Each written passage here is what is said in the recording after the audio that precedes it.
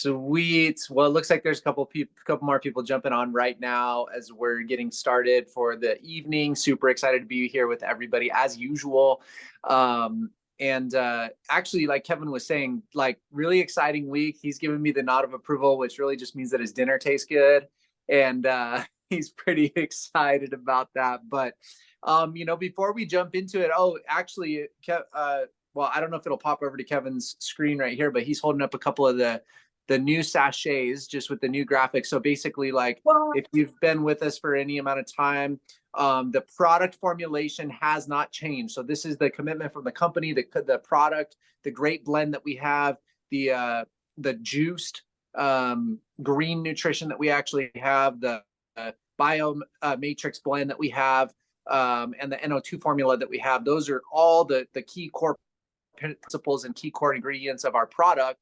But what has happened is that the branding has evolved. And so when we started the company, they had made an initial product run of, I believe, 50,000 bags. And we have sold completely through those first 50,000 bags. And so now we're transitioning into the next product run, which is the new branding.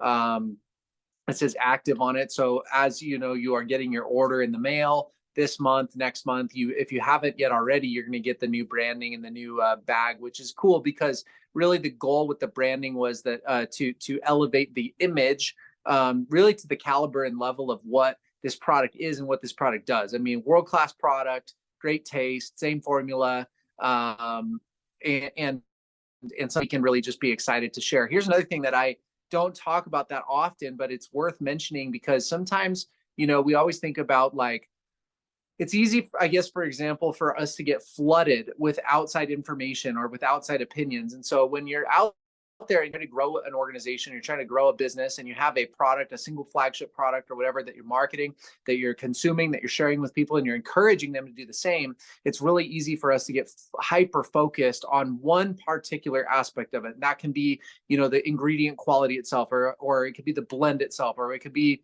one piece of the science that you get really like bought off on, or it could be something like the price. You feel like you have something that's so competitive compared to what else is out there. But sometimes we forget that there's very simple little things that cause people to have a positive affiliation or a positive emotional response to an actual product. And with ours, one piece of feedback that I've gotten back kind of repeatedly that's interesting is that there's another big competing company that lots and lots of people are consuming. But if you've never tried that product, taste aside, one of the things about that product is that you have to open the bag and you have to scoop it and you have to refrigerate that. So once you open a bag of product, it is not portable. And one of the things, the feedback that I get with our product is not only do we have this great, incredible process, one of a kind, not only do we have this incredible farm, we got an organic certification just recently, which is amazing. Not only is our price incredibly affordable and competitive, but on top of that, the little sachets, the sticks, are so easy to pack with you, to travel with, to leave in the car, to take with you anywhere that you actually go, so that you always have your nutrition. I mean, so many people are living in a increasingly busy world, running businesses, running families, going from here to there, so forth and so on. And so many people that I know also, they like to have that mid-afternoon pick-me-up. They like to have that mid-afternoon snack you drop off at the 7-Eleven or whatever. And, it's just another thing that we can, when we talk about health and we talk about basically choosing better habits, the truth is that for most people that we're going to engage with, it's going to be more about what they can add in that's good rather than subtracting what's bad, right? Because the way that the body works and the way that good quality nutrition works is that if we can start to fill the body up with quality nutrition, with good, like in your actual diet, but also of course with our greens product and with our supplement, then eventually you're going to have less and less cravings. You're going to have less and less room for what's bad. So we can always remember basically that, like, not only do we have this incredible product, not only is it this cool brand, not only is it this great opportunity, not only is it, affordable, but not only that, is that we can be sharing it and giving it and encouraging people to have 5, 10, 15, 20 sticks of this or a bag of this in the console of their car, so that when they're, looking for their mid-afternoon pick-me-up, they can just remember like, hey, I can just stop in and fill up my water with filtered water and put a greens in it. And that's all part of, the little things that basically make this part of a healthy living lifestyle, a healthy living movement. And on top of that, the other piece of feedback that I always get back, and that you can every day when you experience your product, you can kind of think about this, is that I don't know if you've noticed this yet, but compared to many, many other packaged products, Terra and Core products, our actual sachets, our actual sticks tear phenomenally easily. So you don't have to like bite it and fight it with your teeth. You don't have to necessarily cut it with scissors. Literally just 2 fingers, it tears straight across and it pours evenly every single time. That's a positive association that people will have with us, even if they don't notice it. It's subconscious. So if you have a product that basically every single time it's somebody open it, it doesn't tear properly, it tears down the seam, it spills everywhere, it gets hung up in that, they have to bite it, now their spit is on the stick and it's like it all bunches up at the top of it and they're trying to put it in a water bottle. People are going to get frustrated. So why am I describing all of this? When you're sharing the product, think of little things like this that have made impressions on you, or stories that you've heard from other people. Now, remember, part of the bonus of having a community like what we have is that you can lean on other stories as if they're your own, right? So you can say, hey, we have a customer, that buys from us. And that can be somebody that buys from Kevin. That can be somebody that buys from Jason, be someone that buys from Pete, it can be someone that buys from Roland, right? It doesn't, that we are a collective, right? And so one of the things that is, you know, really vital to learning how to create influence, you've heard me talk about the idea of creating influence through so many different ways, is choosing empowering language that is true. It's not about embellishing or lying, but basically saying, hey, we have customer testimonials that X, Y, and Z, right? That doesn't necessarily have to mean that it's somebody that you personally, sold to, or somebody that you personally recruited. It could, and eventually what will happen is that as we are the dominant, team in this organization, all of it's going to happen in our business anyway. So the thing that I was really thinking about, and this is going to segue right into kind of my main point, and then we're going to go to Kevin, is that what comes first, right? The chicken or the egg? What comes first? The massive organization or the attitude that you're number one, right? The massive amount of customers or the attitude that you're diligently sharing this with people, and people are finding this to be a healthier option, a better option, a more affordable option, an option that tastes better, tears better, transports better, so forth and so on. And one of the things that I learned really, really early in the business, like I was looking back over the years and said, okay, well, why was it with very little credibility, right? Like when I started in the business, I was a ski, was associated with a whole bunch of people that like were more interested in Taco Tuesday, Thirsty Thursday, and what was going to happen, what party was going to happen on Friday night, and who was bringing the keg, than anybody could care about making any money, and sure didn't want to look at a business opportunity or talk about anything, like personal development, growing into a better person, anything like that. So if that's everybody that I knew, why did I have not an enormous amount of success, but maybe more degrees of traction in the beginning than other people who probably had more credibility? And it was because I understood very, very early that so much of the business is about influence, and it's about credibility, and it's about the storytelling aspect of it. So what I did is I started to attach myself to the stories that I knew had validity. So from the very, very, very beginning, I was always talking about a positive experience that somebody had, an inspiring story that somebody was having. And what I love so much about that and so important is that it's like, it doesn't have to be the $1 million stories in the beginning, right? Like we know that there's evidence of $1 million stories in this business model that exist out there. And if you're trying to mastermind and come together in the very, very beginning and say, hey, we're going to grow a company of our own, maybe you're going to look to those levels of inspiration. But as soon as an organization starts to grow, which ours has grown, is growing, right? The company's growing right now in Latin America right now. Kevin's had business all around the country. The second that happens, regardless of if the 6 or 7 figure revenues or the 6 or 7 figure incomes have arrived yet, there are stories that we can start to learn. So we can, hey, you know what? There's somebody that actually, is part of the business in northern Utah, and this is what they are doing full time. They, were a DoD contractor, and they were looking for an exit strategy, and they're finding that in this business. Now, that's a real and true story, right? Like it doesn't matter if that person has made a monumental splash yet in this particular company. It doesn't matter if they've replaced their income yet or not. The fact that that's who that person is, that's where they came from, that's what they're doing, and they're here and they're looking at this as that vehicle to go forward. That is enough of a story and a tool to use as credibility as you're conveying this to other people. Now, why is this so important? Is that because they always say facts tell and stories sell. The reality of it is that the mechanics of this are so simple, right? You basically say, hey, great greens product, good nutrition, gut biomatrix biome, test don't guess, $59, whatever, blah blah blah blah. That doesn't move anybody.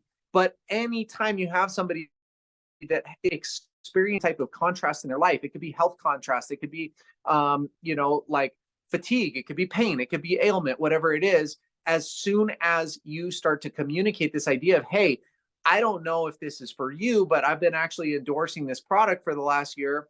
We have a customer in our business who actually was suffering for massive necropia, or what I don't know the exact terminology of it, but when somebody starts to lose basically circulation in type 2 diabetes, and halted and reversed some of his condition, gout, a little less eloquent, I suppose, but that really happened, right? And so when you start to basically listen to all the different things that are happening, it's really easy for us to get overwhelmed this idea that it's like these things are happening for everybody but us, right? But it's like we remember that like one of the first parts of this business, one of the first foundational elements of the business is that a success for somebody is a success for everybody, right? What you do with that person's success is up to you. So it's like you might see somebody go out and grow really, really quickly. It's like what we're seeing in Latin America right now. They've put they did 1,000 orders in over one night.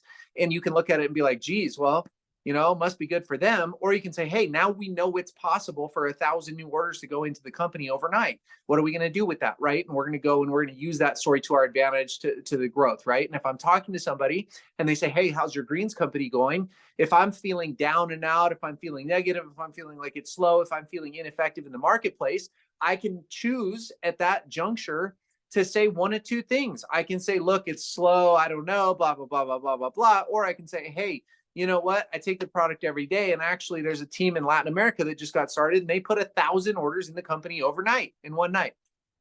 100% true, right?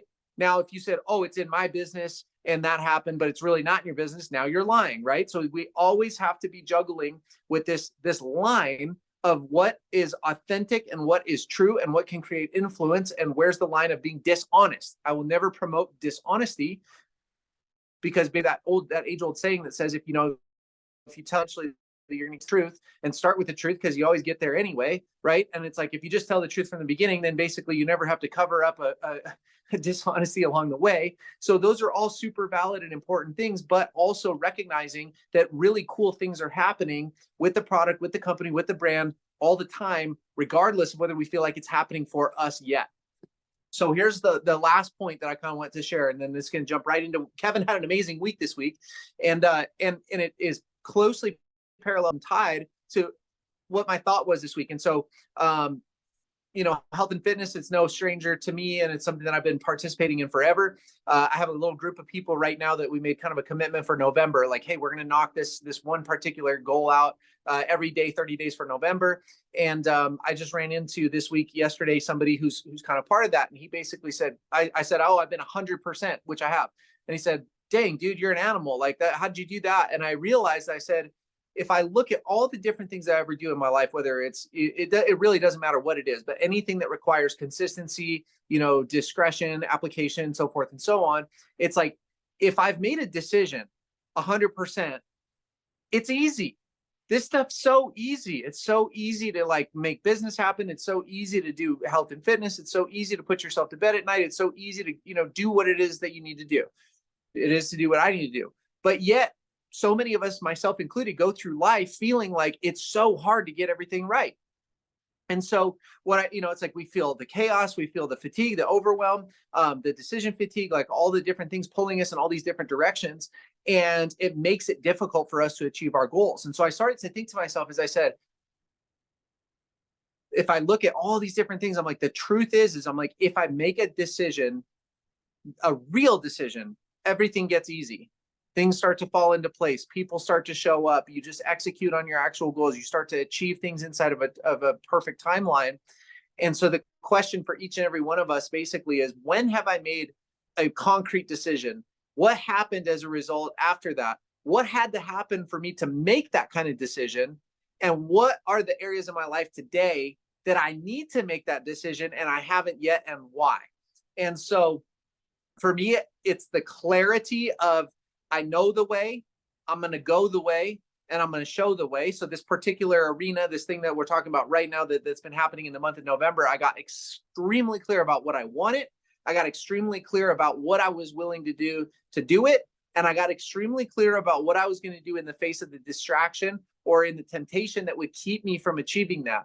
And so as soon as I got clear about those things, it's been straightforward. It's not even hard.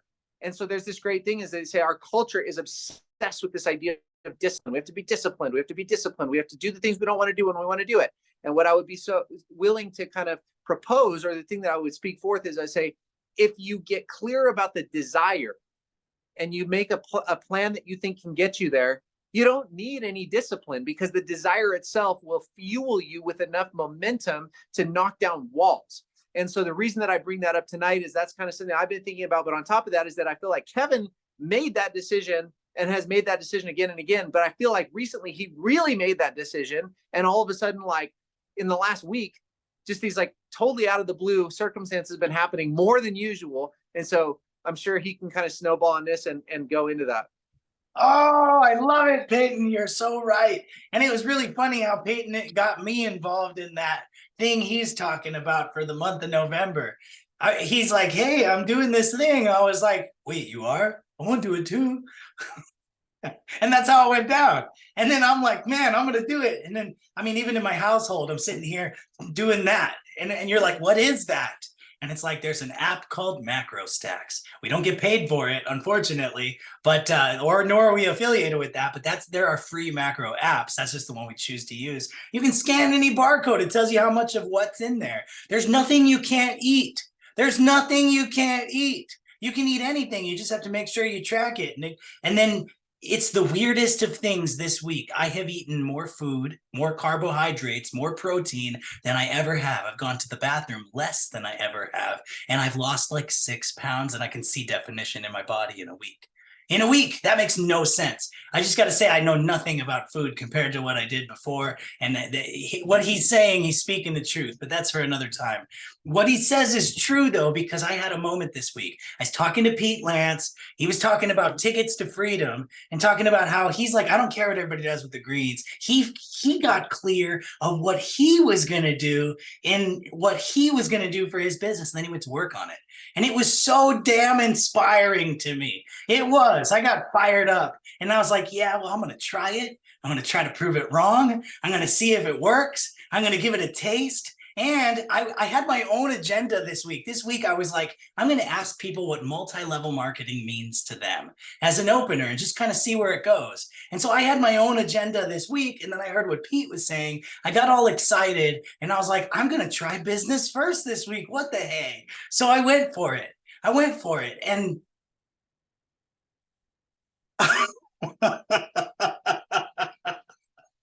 okay, that was good. And here's why. It showed me something I've not yet seen. And it's like, rather than being resistant and talking about the cliche things that happen in a multi-level marketing exchange, which is what I know and what I've experienced in the past, I had this epiphany. I'm like, I consistently talk to people that complain about not having enough money, people that are saying that they need a side hustle, people, saying something, and then I bring up the greens, and for whatever reason, it never hits, and they're like, oh, that's not for me, or whatever. And I just kept playing with that, and I led with the business, and I struck out a little. And there's two things here. I got very clear, and I did the thing where, and I don't know what your religious beliefs are. I don't mean to project on you. I'm not even sure myself what my religious beliefs are. But I believe in a higher power. And so I went outside and I looked up at the sky at nighttime and I asked, and there's an integral moment in my life. I can recall my entire adult life not ever having enough money. It didn't matter how much I made. It was like, I'd end up at the same place no matter what. And I remember there was this one moment where it hurt the most it's ever hurt in my life. And as a grown man, I sat outside of my backyard and I sobbed because I just felt like no matter what I do in life, I can't seem to get it right and I can't seem to get ahead. And it was like a low point for me. And I had just had a huge win. It was like the most money I'd made at the time. And then I looked in my account and I had hardly anything in there. And I just remember crying out to the God or the universe or the sky, or I don't know what you believe, but I was crying out to it. And I was in a low place and I was like, I'm a good person. I'm inherently good. I'm like kind. I care. I care when others don't care. I'm like, if I had money, it wouldn't ruin me. Why can't I have more than enough? Like what? Why can't I have more than enough? And I'll never forget that because I saw a shooting star. This is in 2014. And that was the last time I've ever not had enough in my entire life. I have always had more than enough. And I can trace it back to that moment. And I'm like, I asked. But moreover, piggybacking what Peyton said, I didn't just ask, I decided. And deciding happened before I asked. But the mechanisms of asking and deciding were the thing that made the change in my life.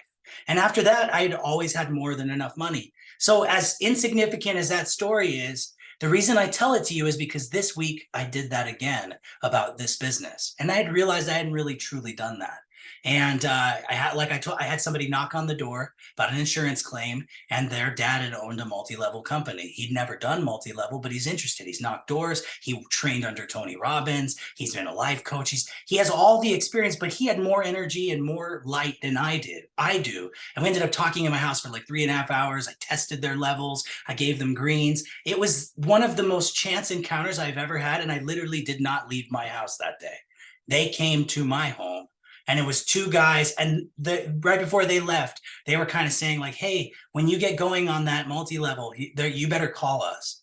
And I was like, man, it was them following up the next day with me. That happened this week.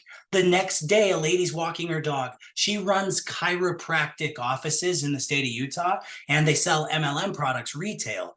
We ended up in a conversation because somebody lost a dog, and thingy that goes on their collar, and she asked if it was ours. It led to a conversation, and I wanted her to kind of go away, so I asked her, what does multi-level marketing mean to you?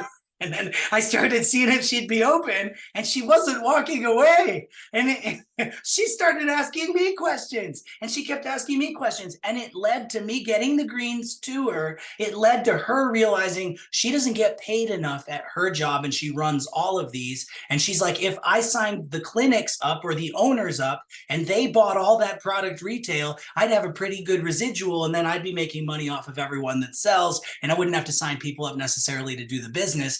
And then it clicked in her mind, and that helped me click this whole thing into my mind. I watched the light bulb go off in this woman's head, and she saw a vision that I watched her see. And it was this idea that multi-level is like going after people for business. This one, there's more money in getting customers. I'm probably going to get everybody to buy a bag as a business to drink, and then everybody's just going to be going and getting customers. And in the process, we're accidentally going to get other people that want to do the business too. And I was like, that is fundamentally backwards to literally everything ever. But that opportunity to get customers is linear, and it clicks with people, where I'm trying to explain multi-level to someone where it's like, we buy product and then you buy your own product, and we're giving away the product we're sharing, but it's also the sales, and that doesn't work as well as what I just watched happen. So I was like, I got to try it on somebody else. And so I went to the gym. The guy at the front of the gym's an influencer with hundreds of thousands of people. We got in a conversation. He wants to promote this. He understood it for the exact same reason, the exact same way. The next day at the gym, there was this guy I'd never seen before. It was new and training. We got into talking. And again, that happened again. And he had a bigger social media following. These younger kids have like hundreds of thousands of subscribers. And every single day, the synchronistic moments of people that are ready to do something, completely understand what it is, and understand how to do it, are of such where I'm like, my list has grown so much by quality people that if we decided to turn the Facebook page on and crank depth with the 10 or 12 quality people that happened from this last 2-week run, I think I could grow the whole thing. Like, that happened in a week. And the only tweak that happened was clarity. And it comes down to this. When you asked a bunch of people what MLM meant to them, they didn't get it. What the opportunity for that lady was the same opportunity it was for me 20 years ago. It's making money that comes in over and over and over again. It's as if all I did this week in the change of my approach on total strangers, and I'm going to try it again this week, was I basically was like pitching them something new that I was so excited about. I told them no details. I just basically explained that it was money that keeps coming in from work you do once. And they all loved the idea of that so much that they were super interested. They're like, well, I don't understand. I'm like, well, there's a product that everybody should be taking every day for the rest of their life, and it pays 50%. Most influencer models pay 20. They're like, you're right. And I'm like, and that's every time. And they're like, that makes sense. And then when I explain you get an override from people you recruit, and that's not 50% because you can't do that. That's 100%. But $1, that really adds up. And the people that had any inclination of the online or had done multi-level prior, they had a complete understanding. My week culminated in today. I went to someone's house to present some offers for them in a real estate context. And there was a grandson there who knew of me through someone else. And he's done multi-level marketing for 20 some odd years and has not had a job for 20 some odd years. We ended up in a long conversation, and he's super interested. And of all the people I've met all week, the person I met today is the one that I'm probably the most excited about. But 2 of the people that I've told you about have already followed up with me twice this week. It's backwards to the last year and a half. And the only change that I could equate it to, well, there's 2, is one part what Pete taught me through example of like, I'm like, yeah, we used to lead business first. It wasn't working right. I was like, I just have to play dumb and say less. And I did that, and it was really effective. And the second thing was, because Pete said something powerful. He goes, I don't care what they do with the greens. Think of it like a membership. Think of it like your ticket to freedom. He says, he's like, it's like, don't care what you do with the greens. That's not what it's about, but it'll help if you take it and you'll love it. And the more research you do, the great. I loved that idea. But the thing to me was the ask out in my backyard, looking up at the sky. And if you were to ask my wife, this has been a weird week, as if things coming out of the woodworks in a deeply spiritual or divine way. And I can't take credit for any of it. All I did was get to the point of deciding, like, either this is going to happen or I am going to go sell more luxury real estate than I've ever sold. And this needs to take place to the degree that it does. And I don't believe that I can do this one without help. I'm not going to be able to do this by myself. And it was like, I need help. And the greatest thing I could do to ask for help is to talk to a higher power than myself. And the answers this week, Pete was an answer. The answers this week were so powerful that this week has been more monumental than any of the other weeks I've been involved in this. So if you have not gotten clear on what you want, you need to ask and you need to decide. Those are the things. Those are the things. And then you can't say the right thing to the wrong person, and you can't say the wrong thing to the right person. If a person is looking, or they're in alignment and they're looking, they'll find it. And if they're not, no matter what you say, I had a guy who takes athletic greens. He pays $100. It's very inconvenient. Pays $100. And I'm like, this is half the price and it tastes better. And it actually is better. He didn't even want to hear a word that I had to say. I like athletic greens. You're not changing my opinion. I'm like, but it'll save you money. That's 2 months. And he was complaining about money before that. And then he complained about money after that. I was like, well, it looks like you don't want to save money. I got a way you can make money. He's like, get out of here. But you know what I mean? You can't say the right thing to the wrong person, wrong thing to the right person. So this week, tonight, tomorrow, make a short list, make a long list. But we have some exciting things that are coming. I'm going to stop the recording. If you want to stick around for just a sec, I'm going to share a couple of videos for you if you want to see. But thank you guys for being a part of tonight. And I would challenge you to ask. I challenge you to decide and get a little bit clear on what it is that you want. Because, man, there's something in asking. And if you don't believe in a higher power, hey, give it a shot. You got nothing to lose, right? Well, thank you so much for being a part of tonight. And we'll catch you next week.